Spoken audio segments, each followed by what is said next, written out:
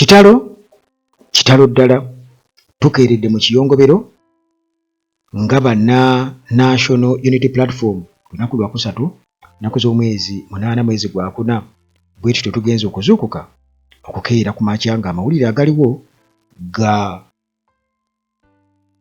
kufa kwa Edith Katende Mufumbiro era nga ono munnange mukyala wayiswa Mufumbiro Deputy Spokesperson owa NUP ali mu kkomera essaawa zino. Kale munnange mawulire si malungi yali n'akamu. Afudde bulwadde bwa kansa abadde amulumidde okumala akaseera era mu biseera eby'okumakya bwetyo tufunye amawulire okuva eri President Robert Kyagulanyi Ssentamu ku mutimbagano kwe tugasanze nga abika era nga omukyalo ono omugenzi anajjukirwa si nti mukyala wa munnabyabufuzi wabula abadde muwagizi nnyo wa nkyukakyuka ye ng'omuntu newankubadde nga tabadde nnyo mu public office nti abantu bamulabe naye yamanyika nnyo oba azze okumanyika ennyo mu opposition circles olw'omulimu gwakoze omunene nnyo okubeera nti aba abeereddemu nnyo bbaawe mu lutalo oba legal battle okugezaako kuba nti amutaasa afulume ekkomera. Jjukira nti abadde mulwadde ate nga bambi era ayagala bbaawe ateebwe. Kakati Edith Katende yafumbirwa mu ffumbiro si dda nnyo 2022 mu bufumbo obutukuvu era nga kwali kwanjula okw'amaanyi okwali e Busoga gwali mukolo gw'amaanyi.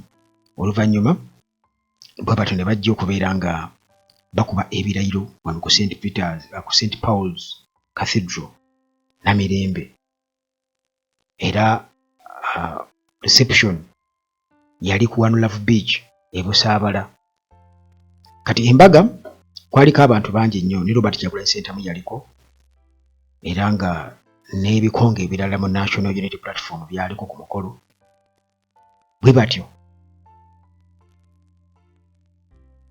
nga balaga nti bafuuse muntu omu mu kaseera ako kaali kassanyu. Kati Edith Katende Mufumbiro nga tukimanyi bulungi nnyo nti bbaawe yawayiswa Mufumbiro era nga ono ali luzira nga ye spokesperson owa National Unity Platform ali luzira. Kakati omukyalo ono okujja okumanyika ennyo mu bantu ennyo ng'oggyeko emikolo egy'embaga 2022 ono yajja okubeera ng'amanyika oluvannyuma lw'okubeera nti bbaawe abadde ajja akwatibwa oluvannyuma lw'okukwatibwa kwa bbaawe ate n'ajja nga alabika mu kkooti. Kati ng'omukyalo ono alina okubaawo mu 2025 y'omu ku abo abaali bazze okubeera nga beeyimirira omusibe wayiswa Mufumbiro bwe yasaba bail naye munnange okusaba kwe okweyimirirwa omulamuzi n'akugaana. Bamuvunaana ki? Mbu kukuma muliro mu bantu nakwetaba mu pareedi efaanagana ey'amagye mu bumenyi bw'amateeka. Babi Itungo naye aweereza obubaka obugumya wayiswa Mufumbiro ti munnange beera mugumu. Obubaka bubadde bugamba nti stay strong. Obubaka bwaweereza wayiswa Mufumbiro. Kakati nti ng'oggyeko ekyokuba nti nno yaliwo okubeera nti yeeyimirirwa bbaawe kitaasoboka kugambye nti kkooti bwetyo bbaawe yamutwala yamusigaza yasalawo n'adda ku rimandi luzira era gy'ali kati. Kakati obulwadde obumusse bulwadde bwa kansa. Afudde kansa era ono abadde alwanagana n'ekirwadde kya kansa bwe bwali nga 12/2025 oludda oluwaabi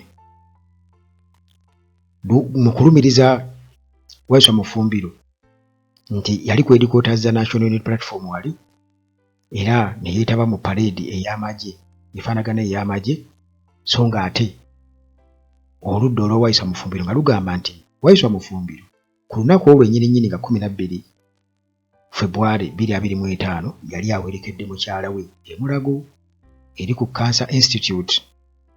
Yali awerekedde mukyala we kubeera yali agenze ku chemotherapy. Teyaliiyo ku kitebe, yali awerekedde mukyala we ku Cancer Institute e Mulago. Naye munnange ebyo byonna bo abasajja bagamba yaliwo era yaliwo. Kakati munnange obulwadde bwe buti bweyongera era nga eno yemu ku nsonga balooya ba Waiswa Mufumbiro gye babadde babwa mu kkooti nti Waiswa Mufumbiro yeetaaga okuteebwa agende alabirire mukyala we omulwadde ennyo. Naye kkooti bwetyo ebadde ng'eyongezaayo okusalawo ku beyiro era nga Nakawa ne Kawempe kkooti zino ebbiri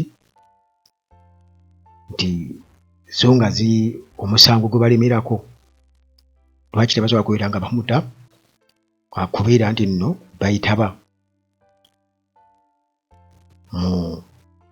mu parade efaanagana ey'amagye yadde nga omusango gwa kukuma mu bantu omuliro gwo baagumuggyako gwabulwa. Abanene tebaamuteekako emisango emirala awo kyenzijukira.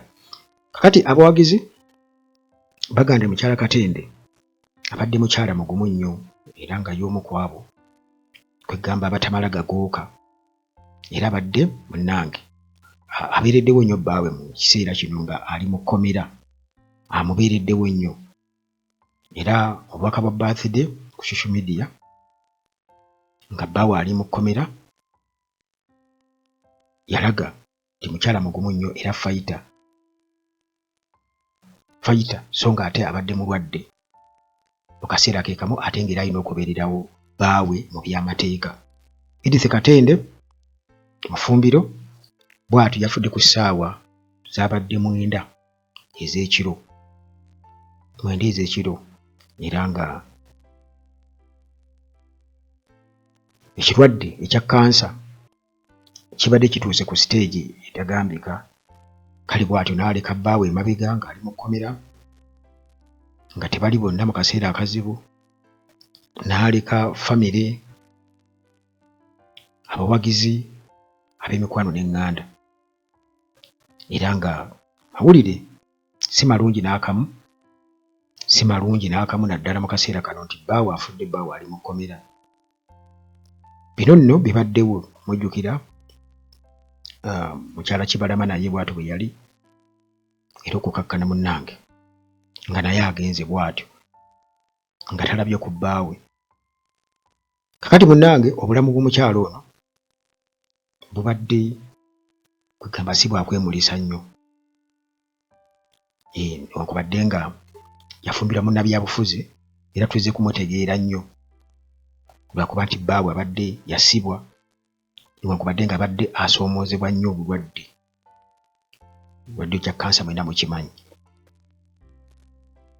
Kitalo ddala era tusaba Mukama Katonda agumye Waiswa Mufumbiro, ab'eŋŋanda n'emikwano ne bafamire members bonna Mukama akuume.